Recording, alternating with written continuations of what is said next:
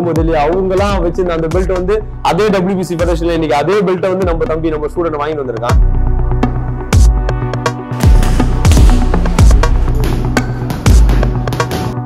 என்னோட நல்ல ஃபைட்டர்லாம் இருக்காங்க. ஓப்பனா சொல்லலாம், சின்ன சின்ன பசங்க சூப்பரா கியூட்டா போடுவாங்க. அவங்கள பார்த்து நான் நிறைய கத்துருக்கேன். என் பாக்ஸரு தெரு சண்டைலாம் நல்லா போடுவான் அப்படின்னு. ஸோ ஃபர்ஸ்ட் வந்தோடனே அவாய்ட் பண்றது அதுதான், சொல்றது அதுதான். நாங்க சில இடத்துல கேட்டு பெரிய ஏமாற்றங்கள் தான் மிச்சமா இருக்கு. எல்லாருமே ஸ்போர்ட்ஸுக்கு சப்போர்ட் பண்றாங்களா பார்த்தா இல்ல. பட் இப்போ வந்து இந்த பங்களாதேஷ் போறதுக்கு எங்களுக்கு 30,000 40,000 எங்களுக்கு செலவாயிடுச்சு. 40,000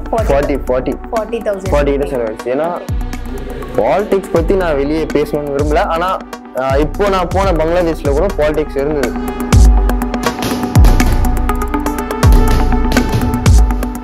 சமீபத்துல பங்களாதேஷ்ல நடந்த குத்து சண்டை போட்டியில சாம்பியன் பட்டத்தை தட்டி தூக்கிட்டு வந்திருக்கிறாரு தமிழகத்தை சேர்ந்த, சென்னையை சேர்ந்த, குறிப்பா வியாசார்பாடியை சேர்ந்த திரு ராமகிருஷ்ணன் அவர்கள். அவருடைய பாக்ஸிங் அனுபவங்களை பத்தி நம்ம நேரடியா அவர்கிட்டயே கேட்டு தெரிஞ்சுக்க போறோம். வாங்க. வணக்கம் ராமகிருஷ்ணன். சொல்லுங்க, ஸ்போர்ட்ஸ்ல நிறைய இருக்கு, உங்களுக்கு பாக்ஸிங் மேல இன்ட்ரெஸ்ட் வர்றதுக்கான காரணம் என்ன? ஃபர்ஸ்ட் எங்க அண்ணன் தான் காரணம். சின்ன வயசுல இருக்கும் போது அண்ணன் தான் கூட்டிட்டு போயிருந்தான். அவர் கவர்மெண்ட் ஸ்கூல்ல பாக்ஸிங் ஃப்ரீயா சொல்லி தந்திருந்தாங்க. அந்த இடத்துல போகும்போது தான் ஃபர்ஸ்ட் அண்ணன் போயிட்டு இருந்தான். அண்ணன் ஒரு 1 இயரா போயிட்டு இருக்கும்போது அதுக்கப்புறம் ஸ்டேட்ல எல்லாம் கோல்டு அடிக்க ஆரம்பிச்சான். சின்ன வயசுல நான் வாழு சுத்திட்டே இருப்பேன்னால அம்மாக்கும் சரி, அம்மா அப்பாலாம் வந்து அப்பாவுக்கும் ரொம்ப பாக்ஸிங் ஐ மீன் ஸ்போர்ட்ஸ்னாலே ரொம்ப இன்ட்ரெஸ்ட். ஸோ அப்போ நீயும் போக வேண்டியதாண்டா அப்படின்னாரு. ஸோ அதுல இருந்து அப்படியே கொஞ்சம் கொஞ்சமா சின்ன சின்னதா போக ஆரம்பிச்சேன். அதுல இருந்து தான் அப்படியே பாக்ஸிங்னா என்னென்ன பண்ணலாம், என்னென்ன மேட்ச் இருக்கு, இன்னும் எப்படி எப்படிலாம் போகணுன்றதை கத்துக்கினேன். ஸோ அதேமாதிரி 2012 வந்து ஃபர்ஸ்ட் ஸ்டேட்டை வந்தேன். அதில் கோல்டு அடித்தேன். அதே சப்ஜூனியர் நேஷனல்ஸில் சில்வர் மெடல் அடித்தேன், யாருமே எதிர்பார்க்காதது. திரும்ப அப்படியே கொஞ்சம் கொஞ்சமாக பாக்ஸிங் இம்ப்ரூவ் ஆச்சு. திரும்ப 2015 வந்து சாய் ஸ்போர்ட்ஸ் அத்தாரிட்டி ஆஃப் இந்தியாவில் அங்கே ஹாஸ்டல் போயிருந்தேன். ஒரு 2 இயர்ஸ் அங்கே இருந்தேன். அதே 2015 வந்து இந்தியன் கேம்ப்ல இருந்தேன், செலக்ட் ஆகியிருந்தேன் வேர்ல்ட் சாம்பியன்ஷிப்காக ரஷ்யாவுக்கு. ஸோ அங்கே வந்து செலக்ட்லாம் ஆகிட்டேன். பட் ஆனால் அந்த பாஸ்போர்ட் இஷ்யூனால கொஞ்சம் பேக்ரவுண்ட் ஃபினான்ஷியலாக கொஞ்சம் ப்ராப்ளம் இருந்ததுனால அந்த ஃபைட்டும் போக முடியாதுன்னா ட்ராப் ஆயிடுச்சு அந்த ஃபைட்டு. அகெயின் வந்து இந்த செஸ் பாக்ஸிங் அது மாதிரிலாம் பிரான்ஸ் மெடல் பண்ணியிருக்கேன். ரூலர் கேம்ஸில் வந்து கோல்டு மெடல் வச்சுருக்கேன். அது அப்படியே இன்னும் ஸ்டில் 2012 இன்ன வரைக்கும் எல்லா நேஷனல்ஸ்லையும் அட்டன் பண்ணிட்டு தான் இருக்கேன். ஸோ எல்லா நேஷனல்ஸ் நான் போகிற நேஷனல்ஸ் எல்லாமே நான் தான். தமிழ்நாட்டில் இது வரைக்கும் நான் லாஸ் பண்ணதில்லை. பண்ணதுன்னா வந்து அந்த கட்டாயி அது மட்டும்தான், அந்தமாரி ரீசனால் தான் இதுவாச்சு. திரும்ப 2017 வந்து ஃபர்ஸ்ட் யூத் நேஷனல்ஸ் அதுலேயும் பிரான்ஸ் மெடல் பண்ணேன். அதுதான் கொஞ்சம் டஃப்பாக, எனக்கு ரொம்ப பிடிச்ச ஃபைட்டே அதுதான். செமிஃபைனல்ஸில் ரொம்ப டஃப்பான ஃபைட் அது. அப்பயும் வந்து கேம்ப்லேருந்து வந்து கியூபாவில் வந்து கூப்பிட்டுருந்தாங்க ஏஷியன் கேம்ஸ்க்காக. ஸோ அதுவும் கொஞ்சம் இதுவாச்சு, ட்ராப் ஆகிடுச்சு அந்த ஃபைட்டும். அதுக்கப்புறம் தான் இந்த ப்ரோ ஃபைட்டுன்னு ஒன்று இறங்கினேன். அதில் வந்து மொத்தம் என்னோட ப்ரோ ஃபைட்டில் வந்து பாக்ஸிங் ரெக்கார்டுன்னு ஒன்று இருக்கும். அந்த ரெக்கார்டில் வந்து 6-0. இப்போ வந்து ஒரு ஃபைட்டு கூட நான் லாஸ் பண்ணல. அந்த 5 ஃபைட்டு வந்து நம்ம இந்தியாவுள்ள போட்டது, லைக் அந்த பெங்களூர், ஆந்திர பிரதேஷ் அந்த மாதிரி இந்தியாவில் போட்டு அதுலலாம் வந்து 2 நாக் அவுட் பண்ணியிருக்கேன். 6th ஃபைட்டே வந்து எனக்கு இந்த பங்களாதேஷ் கிடச்சிது. ஃபர்ஸ்ட் இன்டர்நேஷ்னல்ஸே வந்து எனக்கு டைட்டில் கிடச்சிருக்கு. அது ரொம்ப ஹாப்பியாக இருக்குது. இன்ன வரைக்கும் அந்த பங்களாதேஷ் போயிட்டு வந்துட்டு அப்படியே 2 டேஸில் இங்கே திரும்ப ப்ராக்டிஸ் பண்ணிட்டு திரும்ப ஈரோடு போனேன். ஸ்டேட் நடந்தது, அதில் கோல்டு அடித்தேன். அகெயின் வந்து நேஷனல்ஸ் இருக்குது January 6 to 14. ஸோ அதில் கோல்டு அடிக்கணும், நம்ம தமிழ்நாடு ரெக்கார்டை பிரேக் பண்ணணும், இன்னும் நம்ம இந்தியாவுக்கு ரெப்ரசன்ட் பண்ணணும், இன்னும் இங்கே இருக்க பசங்களெல்லாம் வளர்த்துடணும். என்ன மாரி இருக்காங்க பசங்க, நிறைய பேர் இருக்காங்க. ஓகே, உங்களோட இன்ஸ்பிரேஷன் யாரு? எங்கள் அண்ணன் தான் சொல்லுவேன் நான். அண்ணாவும் பாக்ஸிங்ல தான் இருக்கிறான். ஆமாம், அண்ணன் வந்து பாக்ஸிங்கில் தான்.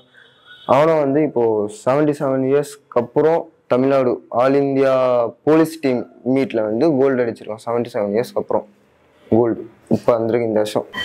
இதுக்கு உங்களுக்கு இப்போ ஸ்போர்ட்ஸ்னா கண்டிப்பா அதுக்காகவே வந்து அரசியல்ல பல துறைகள் இருக்கு. கண்டிப்பா அந்த துறை மூலமா உங்களுக்கு ஏதாவது உதவி கிடைக்குமா? ஸோ இப்போ இங்க இருக்க இண்டோர் வந்து பாத்தீங்கன்னா ஃபர்ஸ்ட் நான் எம்எல்ஏ ஆர்டி சேகர் அவர் தேங்க்ஸ் சொல்லணும். ஸோ அவர் தான் வந்து நாங்கள் ஃபர்ஸ்ட் ஒரு 3 years பேக் நினைக்கிறேன், 3 years பேக் வந்து ஒரு மெடல் அடித்தோம். அந்த மெடலில் எடுத்துன்னு போய் காட்டும் போது தான் எங்களுக்கு இதுமாரி ஓப்பன் கிரவுண்டில் தான் ஃபஸ்ட்டு பண்ணிட்டு இருந்தோம். மழை அதுன்னு ரொம்ப கஷ்டப்பட்டு அதுக்கப்புறம் ஒரு மெடல் பண்ணோம். மெடல் பண்ணிட்டு எம்எல்ஏ கிட்ட போய் காட்டணும்.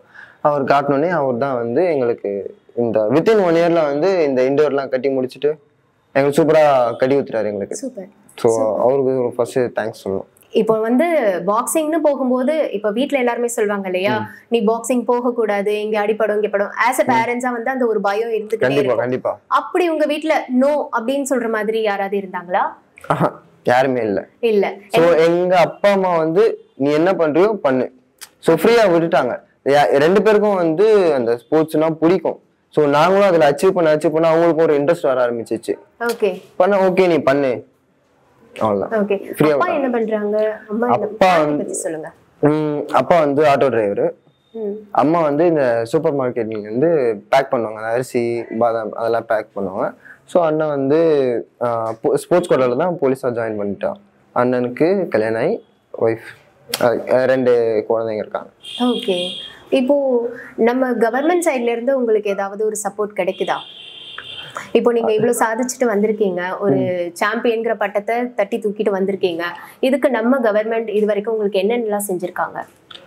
இன்ன வரைக்கும் நான் அதான் இப்போ போயிட்டு எம்எல்ஏ பார்த்தோம். அவரை பார்த்துட்டு அப்புறம் வந்து அவர் தான் இந்த சிஎம் ஸ்போர்ட்ஸ் மினிஸ்டர்லாம் போயிட்டு அப்பாயின்மெண்ட் போட்டிருக்காரு. ஸோ திரும்ப அவங்க கையில இந்த பெல்ட் போனா நம்மளுக்கு ஒரு ப்ரௌடா ஃபீல் ஆகும்ல.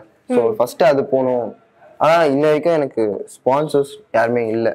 ஸோ எல்லாமே எங்க ஓன் மணி தான் போட்டு எங்க இதுதான் போய் பண்ணிட்டு இருக்கோம். உங்களோட ஓன் மணினா அந்த மணிக்கு யாரெல்லாம் ஹெல்ப் பண்ணாங்க? அப்பாவும் ஆட்டோ டிரைவர் தான்.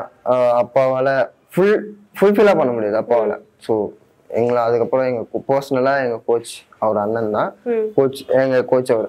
ஸோ அந்த இடத்துல வந்து அவர்கிட்ட போய் கேட்போம் நான் பண்ண முடியுமா. அவங்க கை காசு போட்டு எங்களுக்கு இப்போ வந்து இந்த பங்களாதேஷ் போறதுக்கு எங்களுக்கு 30,000 40,000 கிட்ட செலவாயிடுச்சு. 20,000 40 கிட்ட செலவாயிடுச்சு. ஏன்னா இங்க இருந்து சென்னையில இருந்து டெல்லி ஃபிளைட் எப்படின்னா திடீர்னு நாளைக்கே வர மாதிரி சொல்லிட்டாங்க.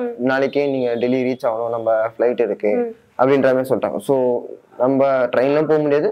நான் ஃபிளைட் டிக்கெட் அவர் தான் போட்டு அவர் பர்சனலா போட்டு கொடுத்து அவர் கை காசு போட்டு எங்க கோச் லோகச்சந்திரன் சையத் அவங்க 2 பேர் தான் கை காசு போட்டு எனக்கு ஃபிளைட் டிக்கெட் போட்டு எல்லாமே பண்ணி கொடுத்துட்டு அங்க இருந்து டெல்லியில வந்து அகாமடேஷன் அதான் ரூமு அதுக்கப்புறம் ஃபுட் எல்லாம் அவங்க தான் பார்த்துனாங்க. ஸோ கையில காசு கொடுத்துட்டாங்க, நாங்க அங்க போய் பார்த்துனோம்.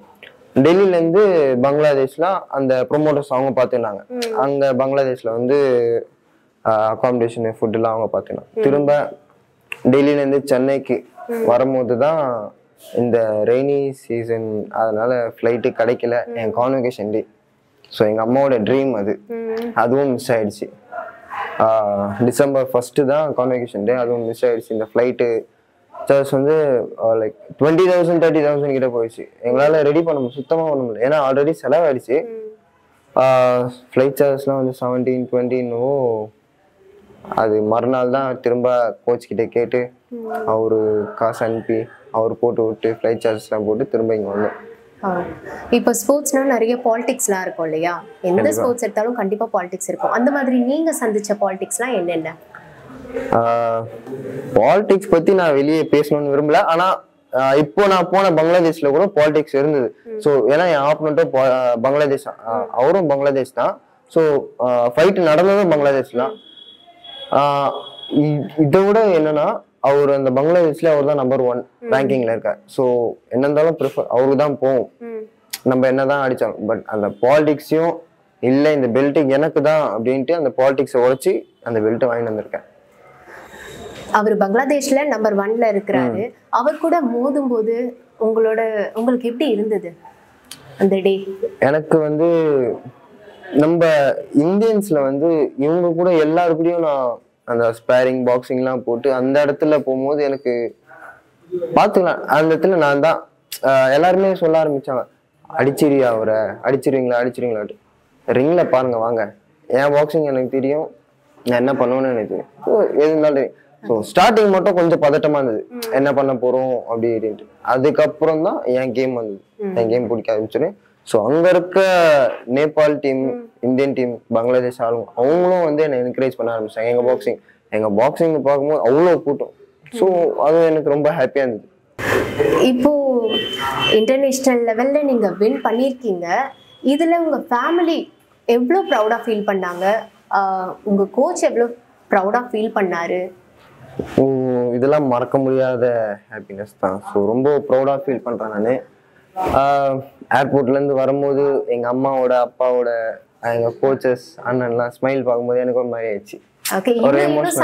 ஆமா கண்டிப்பா கண்டிப்பா அடுத்த லெவல்ல எங்க வீட்டுல வந்து இது இல்லாம இந்த நேஷனல்ஸ்ல கோல்டு அடிக்கணும். அவங்களுக்கு என்னன்னா இப்போ ஏஜ் ஆகுது, ஒரு வேலைன்னு இல்லை. ஸோ டெம்பரரி இப்போதைக்கு ஜிம் ட்ரைனரா இருக்கேன். ஸோ வேலைன்னு ஒரு கவர்மெண்ட் ஜாப் தேவை அப்படின்ற மாதிரி ஒரு ரயில்வேல அப்பாயின்மெண்ட் ஆகும். அதுக்கப்புறம் தான் இன்னும் நம்ம இந்தியாவுக்கு ரெப்ரசென்ட் பண்ணணும், ஏஷியன் கேம்ஸ் போகணும், வேர்ல்ட் சாம்பியன்ஷிப், காமன்வெல்த், ஒலிம்பிக்ஸ். உங்களுடைய அடுத்த இலக்கு என்ன? கண்டிப்பா இப்போ வந்து நேஷனல்ஸ் வருது. ஸோ அதுல கோல்டு அடிக்கணும். அதுக்கப்புறம் வந்து திரும்ப நேஷனல் கேம்ஸ் வருது, கீழ இந்தியா வருது, திரும்ப நவம்பர்ல வேர்ல்ட் சாம்பியன்ஷிப்லாம் வருது. ஸோ அதெல்லாம் இதுல கோல்டு அடிச்சா கண்டிப்பா அதெல்லாம் நான் தான் டாப். நம்ம இந்தியாவிலே டாப் ஆயிடுவேன் நான். அமைச்சர்லையும் சரி, ப்ரொஃபைல்லையும் சரி நான் தான் டாப்ல இருப்பேன். ஸோ அதெல்லாம் போக போக இன்னும் அந்த இந்தியன் கேம்ப்லயே இருப்பேன். இன்னும் கொஞ்சம் ஸ்பான்சர் வருவாங்க. ஸோ எனக்கு இல்லாம இன்னும் இந்த இடத்துல நம்ம எஸ்ஆர் பாடியில வந்து என்னோட நல்ல ஃபைட்டர்லாம் இருக்காங்க. ஓப்பனா சொல்லலாம், சின்ன சின்ன பசங்க சூப்பரா கியூட்டா போடுவாங்க. ஸோ அவங்கள பார்த்து நான் நிறைய கத்துருந்துருக்கேன். அவங்களும் இன்னும் மேல தூக்கணும் அப்படின்றது எனக்கு ஒரு ஆசை. நம்ம கூட போகக்கூடாதுல்ல சார். வட சென்னையில இப்போ வந்துட்டு மற்ற இடங்கள்லாம் கம்பேர் பண்ணா இந்த வட சென்னையில பாக்ஸர்ஸ் வந்து அதிகமா இருக்கிறாங்க. கண்டிப்பா இந்த பாக்ஸிங்கை சூஸ் பண்ற ஒரு சில ஆள் வந்து இங்க வட சென்னையில தான் இருக்காங்க. அது எப்படி சார்? ஸோ நம்ம வட சென்னையில பாத்தீங்கன்னா ஃபுல்லா நேச்சுரலாவே பாக்ஸர்ஸ் தான் இருப்பாங்க. சரிங்களா? இப்போ வேசார்பாடில் வந்து இங்க கிங் மேக்கர் பாக்ஸிங் அகாடமி, நம்ம அகாடமிலேயே வந்து ஒரு 100கணக்கான பேர் இங்க ப்ராக்டிஸ் பண்ணிட்டு தான் இருக்காங்க. ஸோ இப்போ எக்ஸாம் செம் அதனால வரதில்லை. இப்போ எங்க அகாடமிலேயே ஒரு எல்லாருமே சூப்பர் ஃபைட்டரா இருக்காங்க. ஸோ அவங்களும் இன்னும் மேலே தூக்கணும். அவங்களுக்கும் கொஞ்சம் ஃபினான்ஷியலா ரொம்ப பிரச்சனை இருக்கு. அதுவும் எங்க கோச்சஸ் தான் பார்த்துட்டு இருக்காங்க. அவங்களும் எதுனா ஒரு பர்சனலா இருந்தாலும் சரி, அஃபிஷியலா இருந்தாலும் சரி, அவங்க தான் பார்த்துட்டு இருக்காங்க. ஸோ இது இல்லாம நேச்சுரலாவே பாக்ஸர் தான் நான் சொல்லுவேன். ஆனா இங்க வந்தாங்கன்னா கொஞ்சம் டிசிப்ளின் இன்னும் கத்து கொடுப்போம். ஸோ பாக்ஸர்ஸ்னா நிறைய பேர் என்ன நினைப்பாங்கன்னா, இவன் பாக்ஸரு தெரு சண்டைலாம் நல்லா போடுவான் அப்படின்ட்டு. ஸோ ஃபர்ஸ்ட் வந்தோடனே அவாய்ட் பண்றது அதுதான், சொல்றது அதுதான் நாங்க. ஸோ நீ எவ்வளவு பெரிய அளவானா இரு, பாக்ஸர்னா ஒரு ஸ்போர்ட்ஸ் பாக்ஸிங்னா அவ்வளவுதான், ஒரு டிசிப்ளின். இங்க வந்தீங்கன்னா பாக்ஸிங் மட்டும் பண்ணும், தெரு சண்டைலாம் போடல, அவ்வளவுதான். ஸோ அவங்களுக்கு இன்னும் பாக்ஸிங்லாம் வந்துட்டாங்கன்னா, ஒரு ஸ்போர்ட்ஸ்னு வந்துட்டாங்கன்னா அவங்களுக்கு ஒரு டிசிப்ளின் வந்துடும்ல. ஸோ அதான் மெயின் நம்மளுக்கு. ஓகே, உங்க கோச் வந்து எந்த அளவுக்கு ஹாப்பி ஆனாரு? நீங்க வந்து இந்த பட்டத்தை எடுத்துட்டு ஏர்போர்ட்டுக்கு வரும்போது அவர் எந்த அளவுக்கு ஃபீல் பண்ணாரு? கண்டிப்பா இப்போ எங்க கோச்சஸ் வந்து அவங்களும் பாக்ஸர்ஸ் தான் இதுக்கு முன்னாடி. ஸோ அவங்க பண்ண முடியாததை நினைக்கிறதுதான் நம்ம பசங்களை, அவங்க ஸ்டூடெண்ட்ஸை பண்ண வைக்கணும்னு நினைக்கிறாங்க. ஸோ அந்த இடத்துல வந்து நான் ஒரு அச்சீவ்மெண்ட் பண்ணியிருக்கும் போது ஏர்போர்ட்ல வந்தபோது எல்லாருமே ரொம்ப ஹாப்பியானாங்க. எனக்கும் ரொம்ப ப்ரௌடா ஃபீல் ஆச்சு. இதே மாதிரி தான் வந்து 2018 ஹாஸ்டல்ல இருக்கும்போது எங்க யூஸ் கோச்சோட வந்து ஸ்டூடெண்ட், அவங்க ஒரு உமன் தான். ஸோ அவங்க வந்து வேர்ல்ட் சாம்பியன்லாம் பெல்ட் வாங்கியிருந்தாங்க. ஸோ இன்ன வரைக்கும் என்கிட்ட எல்லாருக்கிட்டும் நான் அந்த ஃபோட்டோலாம் அனுப்பிச்சேன், பெல்ட் இருக்கு. ஸோ எல்லாருக்குமே அந்த பெல்ட்னா பார்க்கும்போது நம்மளுக்கு இந்த பெல்ட் எல்லாம் அடிக்கணும்னு ஆசையா இருக்கும்ல, அதெல்லாம் எங்க கோச்சஸ்க்குலாம் அனுப்புனேன். அப்போ வந்து நீயும் ஒரு நாள் இந்த மாதிரி அடிப்ப அப்படின்ட்டு சும்மா ஜாலியா சொன்னதுதான். ஆனா இப்போ அதே பெல்ட் என்கிட்ட இருக்கும்போது அவங்க அப்பதான் அந்த போட்டோலாம் எனக்கு அனுப்புறாங்க. என்கிட்டயே அந்த போட்டோ இல்லை, ஆனா எங்க கோச் எல்லாம் வந்து அனுப்புறாரு, இங்க பாரு நீ சும்மா ஜாலியா எடுத்த போட்டோ இப்போ உண்மையாவே உனக்கு வந்திருக்கு அப்படின்ற ரொம்ப ஹாப்பியானாங்க. இதெல்லாம் ஒரு ட்ரீம் தான். இதெல்லாமே வந்து பேக்ல இருந்து அவங்க என்கரேஜ் பண்ணி புஷ் பண்ணி உங்களை தள்ளி இந்த அளவுக்கு கொண்டு வந்து விட்டுருக்காங்க. ஓகே, மத்த பாக்ஸஸை பார்த்து நீங்க ஏக்கப்பட்ட ஏதாவது ஒரு விஷயம் இருக்கா?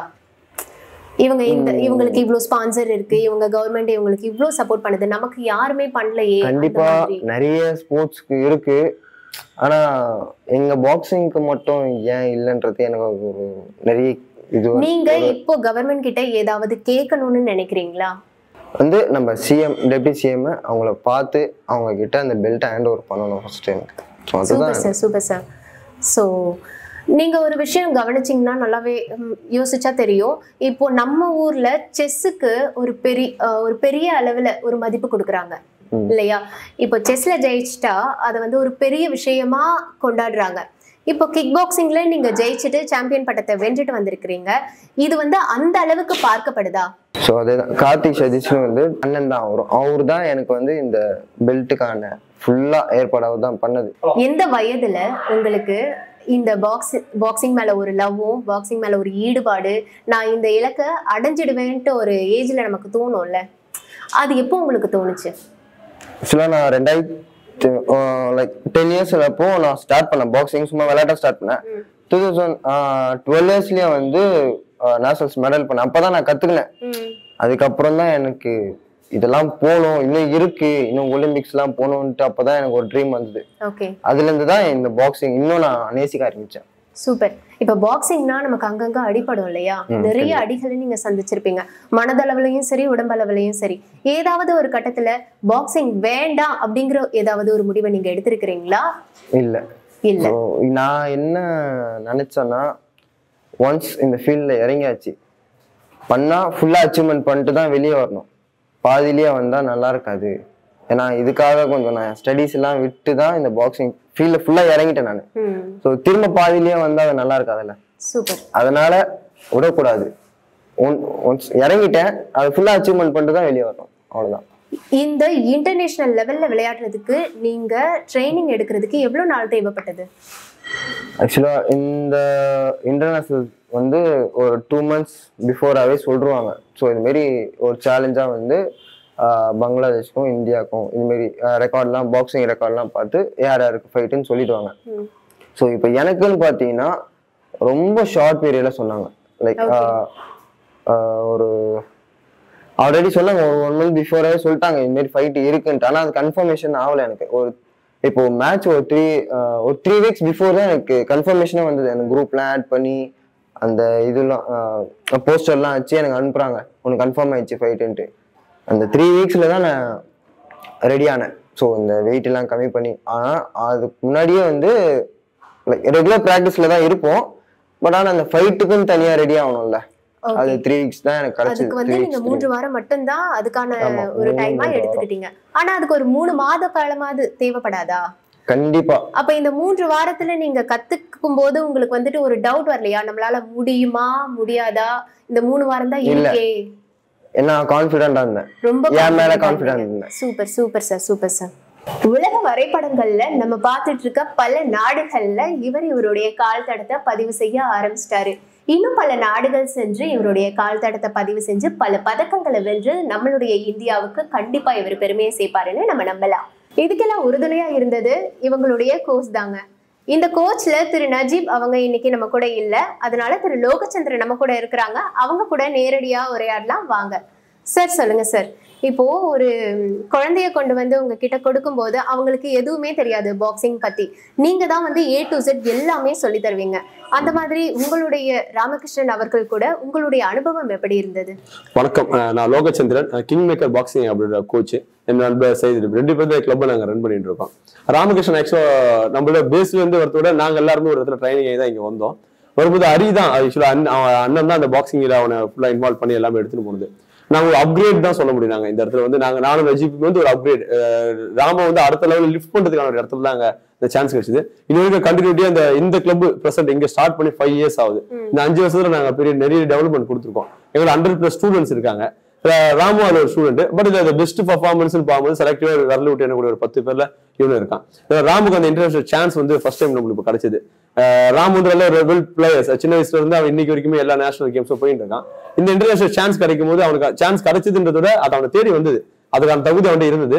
அது தேடி வரும்போது அந்த சான்ஸ் கிடைச்ச உடனே அவங்க கரெக்டா யூஸ் பண்ணிட்டு அந்த பெல்ட்டை கரெக்டா நம்ம செக்யூர் பண்ணி நம்மளுக்கு எடுத்துட்டு வந்ததுதான் பெருசா நான் பார்க்கக்கூடிய விஷயமா இருக்கு. ஓகே, இப்ப ராமுடைய அப்பா வந்து ஆட்டோ டிரைவர், அம்மா வந்து ஒரு பேக்கிங் தொழில் செய்யற சாதாரண ஒரு பெண் தான்.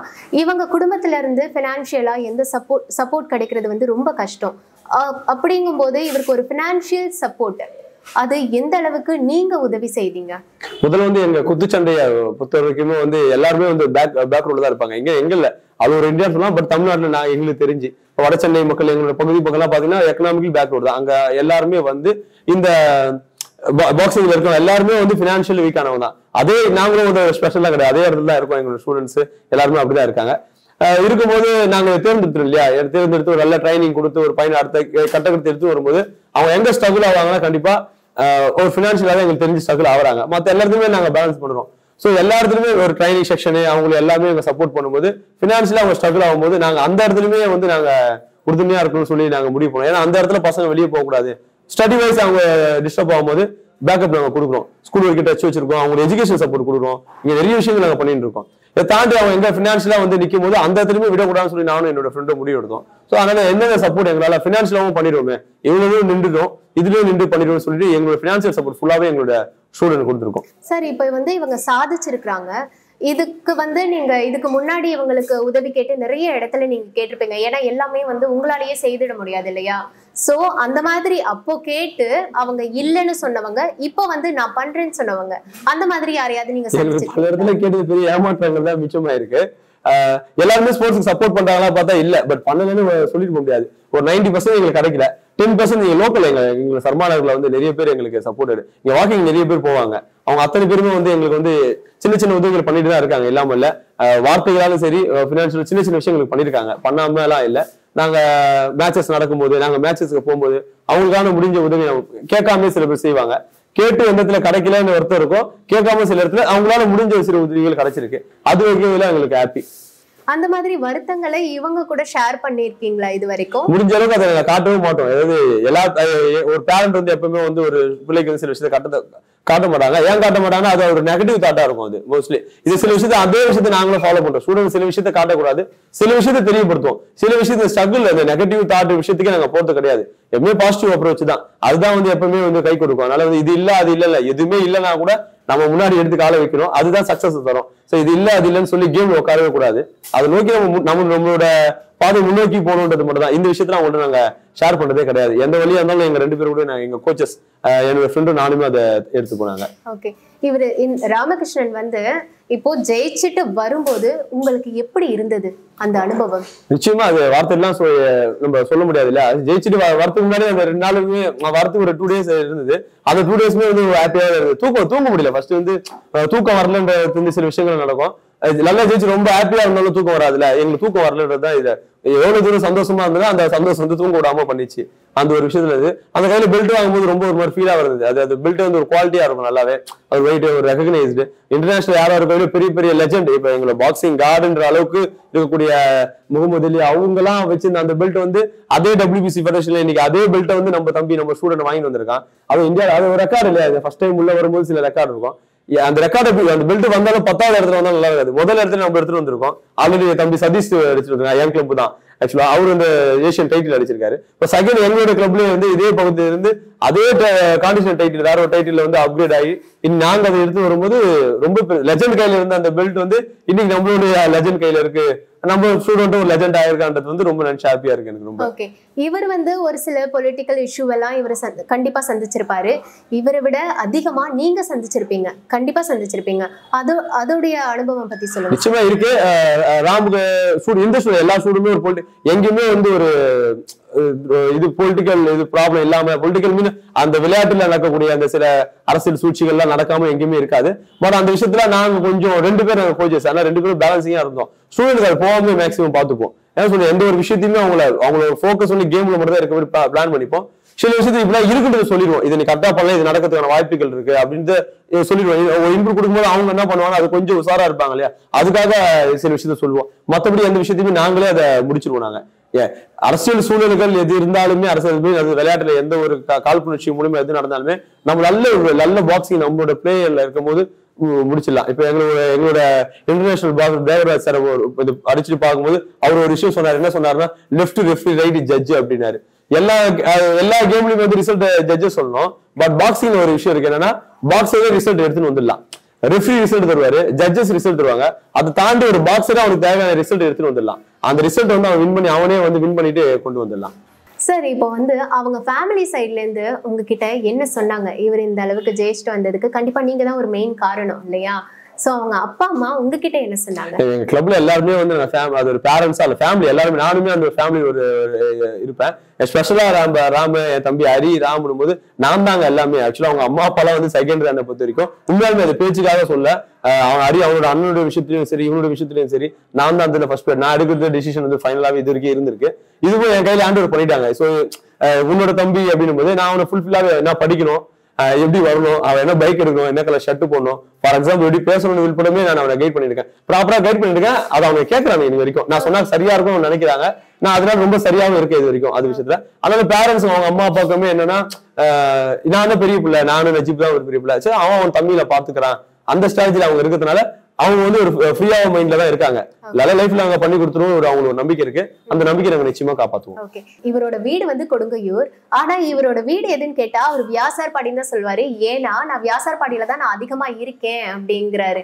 அப்ப இததான் வந்து அவர் ஒரு வீடாவே பாக்குறாரு.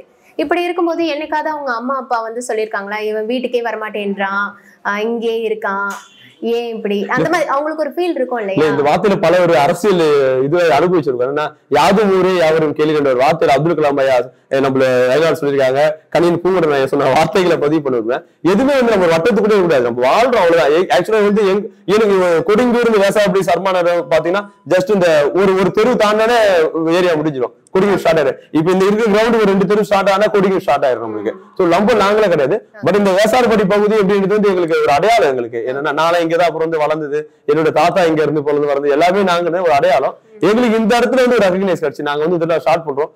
பாக்ஸிங் கிளப் இல்ல ஒரு தேடி ஒரு இடத்துல வந்து இதுக்கான ஃபெசிலிட்டி இருக்க இடத்துல வந்து நாங்க ஸ்டார்ட் பண்ணும்போது எங்களுக்கு ஃபுல் சப்போர்ட் இங்க இருக்குது. நான் இந்த இடத்துல இருக்கு பிறந்து வளர்ந்தேன் அப்படின்ற ஒரு காரணம் வேசார்பாடின்றது வருது. வேசார்பாடி சின்ன பகுதி கிடையாது, ரொம்ப பெரிய பகுதி வேசார்பாடின்றது.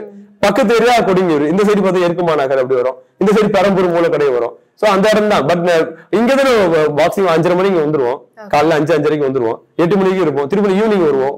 சோ ஒரு நாள் ஒரு 8 மணி நேரம்ன்றது எங்களோட பெரும் பகுதி 3 பங்கு இந்த பாக்ஸிங் அகாடமில செலவாகுது. அவன் இதுக்குன்னு ஒரு டெடிகேட் பண்றதுனால அவங்க பேரண்ட் அதெல்லாம் கேட்க மாட்டாங்க. அதுவும் என் கிளப் என் கூட இருக்கும்போது எந்த பேரண்ட்ஸுமே கேட்க மாட்டாங்க. கோச்சஸ் கூட தான் இருக்காங்க, அவங்களுக்கு பிடிச்ச கேம்ல இருக்காங்க, டிசிப்ளினா ஒரு இடத்துல இருக்காங்க இல்லையா, அதெல்லாம் அவங்க பயம் உங்களுக்கு கண்டிப்பா இல்ல. பாக்ஸிங்க்கு நம்ம அரசாங்கம் எந்த அளவுக்கு அங்கீகாரம் கொடுத்து செயல்படுது? நிச்சயமா இப்ப சமீப காலமா பாத்தீங்கன்னா ஸ்டாலின் வந்தோடனே 110 கிலோ அறிக்கை கொடுத்தாங்க. ராயபுரத்துல வந்து ஒரு கட்டணம் சொன்னாங்க. இப்ப வந்து கோபாலபுரத்துல வந்து பெரிய பாக்ஸிங் அது வேற லெவல்ல ரெடி ஆயிட்டு இருக்கு. அது பாத்தீங்கன்னா ரொம்ப பெரிய லெவல்ல ரெடி ஆயிட்டு இருக்கு. ஜனவரி மாசம் வந்து ஓபன் பண்ண போற சொல்லியிருக்காங்க. இதுல ஒரு அப்டேட் தானே. இப்ப பாக்ஸிங் ஸ்பெஷலா கவனிக்கிறதுனால இந்த விஷயங்கள் வருது. அது இல்லாம இப்ப நீங்க இப்ப உட்காந்து பேசுறதுக்கு இந்த இடம் கார்பரேஷன் பில்டிங் தான், கவர்மெண்ட் சப்போர்ட் தான். கவர்மெண்ட் சப்போர்ட் இல்லாம இந்த மாதிரி ஒரு நல்ல ஒரு இடமே கிடைக்காது இல்லையா. இது எல்லாமே அவங்களே எனக்கு சப்போர்ட் பண்ணிருக்காங்க. சோ இது போல சப்போர்ட்டுகள் எங்களுக்கு வாய்ப்புகள் இருக்கு. இன்னும் வேணும்னு சொல்லுவோம், பட் இல்லைன்னா சொல்றதுக்கு நிச்சயமா தவறான ஒரு வார்த்தை. நல்லா பண்ணிட்டு இருக்காங்க. அதுவும் இப்ப பிரசன்ட் நீங்க பாத்துட்டே இருப்பீங்க, நிறைய அவார்டு நிறைய. நம்மளும் எப்படா அந்த இடத்துக்கு போவோம், நம்ம பசங்க எப்படி போவாங்க, ஏன்னா போனா இன்னைக்கு ஜாக் பாட் தான் அமௌண்ட். இன்னைக்கு லேக்ஸ்ல இல்ல க்ரோஸ்ல போக ஆரம்பிச்சிச்சு. இதெல்லாம் சாதாரண விஷயமே கிடையாது. இது நம்ம பிள்ளைங்க அடிக்கும் போது நிச்சயமா அடுத்த ஜாக் பாட் கண்டிப்பா இருக்கு. நம்ம அந்த இடத்துல நோக்கி தான் ஓடணும். ஃபெசிலிட்டி இருக்கு, இந்த ரூம் ஃபெசிலிட்டி இருக்கு, இது இல்லைன்னா நாங்க பிராக்டிஸ் பண்ண முடியாது. இப்ப இந்த இடத்துல கொடுத்துறாங்க, இதை யூஸ் பண்ணிட்டு இது கவர்மெண்ட் கொடுத்த சப்போர்ட். இந்த சப்போர்ட்ல இருந்து அடுத்தது வந்து அந்த மெடல் போய் நம்ம செக்யூரிட்டி ஆகும்போது கண்டிப்பா ஒரு கேஷ் அவார்டு இருக்கு. ஒரு அப்பாயின்மெண்ட் 3% கவர்மெண்ட் தராங்க. ஒரு ஸ்போர்ட்ஸ்ல போய் நேஷனல் மெடல் பண்ணோம்னா இப்ப தமிழ்நாடு கவர்மெண்ட் ஸ்பெஷலா 3% கொடுத்துருக்கு. சோ இதுல ஒரு பெரிய விஷயம். கவர்மெண்ட் சப்போர்ட் இப்படிதான் இருக்கணும். அது இன்னும் இன்க்ரீஸ் பண்ண ஒரு கோரிக்கையா வைக்கலாம். பட் நல்லா இருக்கு, சூப்பர். அது ரொம்ப ஹாப்பியா இருக்கு எங்களுக்கு. அது இந்த சமீப காலமா அந்த செஸ்ல அடிச்சது, அம்மா காசிமா பாப்பா கேரம்ல அடிச்சது, அவங்க ஒரு கேஷ் அவார்டு கொடுத்ததுலாம் பார்க்கும்போது நம்மளும் ஒரு ஆசை இருக்கு, நம்ம பசங்க அடிப்பாங்க இந்த மாதிரி வருவாங்க இருக்கு. சிஎம் டிராஃபின்னு ஒரு இது இருக்கு, அதுக்கு 1 lakh கேஷ் அவார்டு வின் பண்ணா அதெல்லாம் வந்து பெரிய விஷயம் இருக்கு. இன்னைக்கு பெரிய லெவல்ல இருக்கு. எக்கனாமிக் பேக்ரவுண்ட்ல இருந்து வர அந்த பசங்களுக்கு வந்து மெடல் அடிக்கும் போது நிச்சயமா லைஃப் செட்டில்மெண்ட் அமௌண்ட் ஒரு கேட்டகரிக்கு இப்ப வந்துருக்கும். நம்ம அரசாங்கத்துக்கிட்ட நீங்க கேட்கணும்னு நினைக்கிற விஷயம் என்ன? இன்னும் நல்லா பண்ணுங்க, நல்லா பண்றீங்க. எப்பவுமே மனுஷனுக்கு போதாதுன்ற ஒரு மனப்பான்மை இருக்கும் இல்லையா, அந்த மனப்பான்மையோட சொல்றேன். இன்னும் நல்லா பண்ணுங்க, இன்னும் கொஞ்சம் போக்கஸ் பண்ணுங்க. கேம் செலக்டிவா இருக்கு. இப்ப நம்ம ஸ்போர்ட்ஸ் மினிஸ்டரா அவர் போட்டது, அதாவது ஒரு டெப்டி சிஎம் வந்து கேமுக்கு வந்து இந்தியா லெவல்ல நம்மளோட ஃபுல் போக்கஸ் இருக்கு. இல்லாம இல்லவே இல்லை, அது கண்டிப்பா ஒத்துக்கணும். நம்ம இந்த கார் ரேஸ் நடந்திருக்கு, செஸ் வேர்ல்ட் சாம்பியன் பாக்ஸிங் நடந்திருக்கு, கேலோ இந்தியா 2 முன்னாடி நடந்திருக்கு. இதெல்லாம் வந்து நம்ம அடுத்த கேட்டகரி கொண்டு போகுது. இப்ப நம்ம ஃபர்ஸ்ட் போல தமிழ்நாட்டுல இந்த கேம் இருக்காது. இப்ப தமிழ்நாட்டோட வியூ வந்து எல்லா சைட்லயுமே இருக்கு. சோ இன்னும் நல்லா பண்ணுங்க, இன்னும் கொஞ்சம் கோரிக்கை வைக்கிறோம். நம்ம பாக்ஸிங் வந்து ஸ்பெஷலா பண்ணுங்கன்னு ஒரு கோச்சா வந்து பாக்ஸிங் கோச்சா வந்து நம்ம இது கேட்டுப்போம். இப்ப இந்த மெடல் அடிச்சிருக்கோம், சாரை பார்க்கறதுக்கு அப்பாயின்மெண்ட் கேட்டிருக்கோம், கிடைக்கும். ஏன்னா என்னோட ஒரு பெரிய கனவு வந்து ஒரு sports minister, deputy CM Udhayanidhi கையில போய் இதை கொடுக்கணும், இது அவங்க கையில வாங்கும் போது ஒரு ஃபுல்ஃபில்லா நான் ஃபீல் பண்றேன்.